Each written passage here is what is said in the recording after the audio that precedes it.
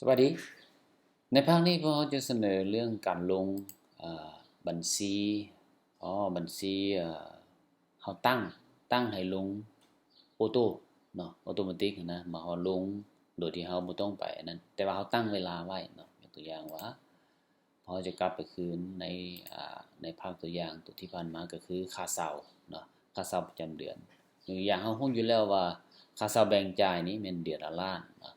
แล้วเขาบ่อยากไปลงแต่ละเดือนแล้วก็ต้องลงคืนแต่ละเดือนสินะเขาก็สามารถเปิดขึ้นมาแล้วเขาเฮ็ดเข้าอยู่ในนี้เนาะ make current เนาะ make current ตัวนี้หมายความว่าเขาจะตั้งไว้เลยเนาะตัวนี้แม่นเขาว่าค่าเช่าตัวอย่างว่าค่าเช่าเนาะแล้วเขาจะตั้งเป็นตารางเป็นเวลาเนาะยกตัวอย่างว่าเป็นเดือนเนาะตั้งเป็นเดือนเขาสิลงมื้อใดหรืออย่างมื้อวันที่เท่าใดเนาะมื้ออ่ามื้อสุดท้ายมื้อสุดท้ายหรืออย่างอาจจะเป็นหรือว่าเป็นมื้อไล่เป็นมื้อวันที่ยกตัวอย่างวันที่เขาก็เอาวันที่ยกตัวอย่างวันที่วันที่สุดท้ายของเดือนเนาะสุดท้ายของเดือนทุกๆเดือนเริ่มแต่มื้อใดยกตัวอย่างเริ่มแต่มื้อใดเขาก็สามารถเริ่มว่ายกตัวอย่างแม่นเขาเริ่มเดือน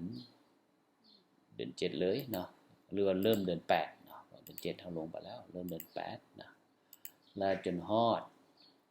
วันที่เท่าใดเนาะยกตัวอย่างเขาสามารถตั้งได้หรือว่าเขาบ่ตั้งบ่กำหนดก็ได้เนาะแต่กรณีนี้เขาตั้งเป็นฮอดเดือน7ปีหน้าเนาะบอกว่าเดือน7ปีหน้าเขาก็สามารถเลือกอยู่ในนี้เดือน7ปีหน้าแบบนี้เนาะบอกว่าเป็นปีหนึ่งถือว่าครบเขาก็เซฟไว้เนาะเซฟเทมเพลตหลังจากนั้นตัวนี้จะเข้าแต่ละเดือนจะบันทึกให้เนาะจะบันทึกให้ทานทุกๆเดือนจะบันทึกโดยที่ว่าบ่ต้องไปบันทึกอีกเนาะขอเข้าใจ